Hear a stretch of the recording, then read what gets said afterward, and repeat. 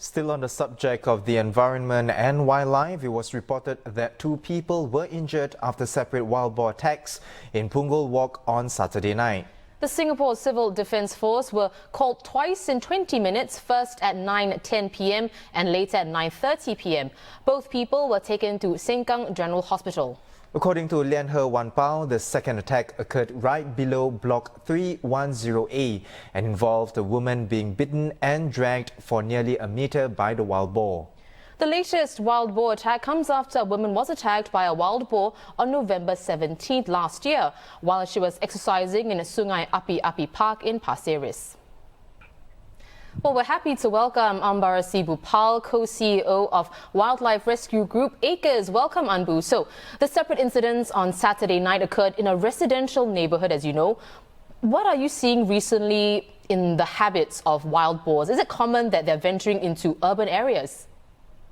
It has been quite a few sightings in the past, at least in the past few months. And we believe that it's also because there's been a lot of intensive developments in the past decade itself in these two areas, Pasir Ris and Punggol. So wild animals do get flushed out.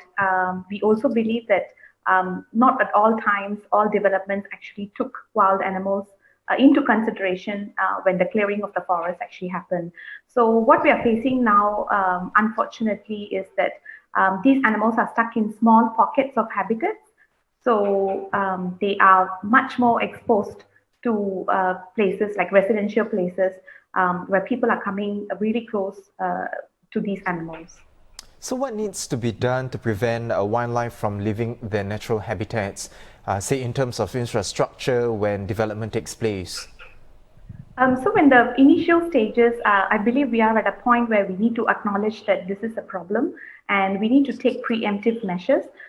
Even before the point where the decisions are made in terms of urban planning and land use in Singapore. So nature groups like us need to be engaged at much earlier stage because every group comes with a lot of valuable contribution to give based on our expertise.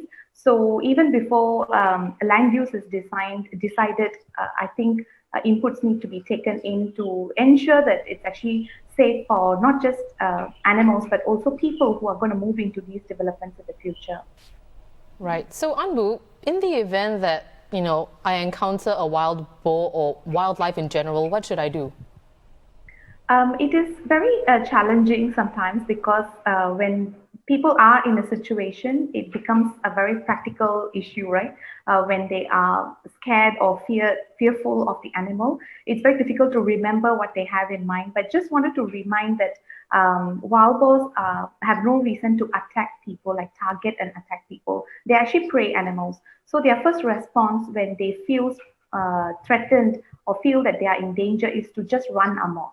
They just run because that is their first response, like other prey animals like deers as well. So one small tip that can minimize such situations is to move away from the line of charge, just to duck away, and also move, when you see a wild boar in the environment itself, it's best to just increase the distance gradually.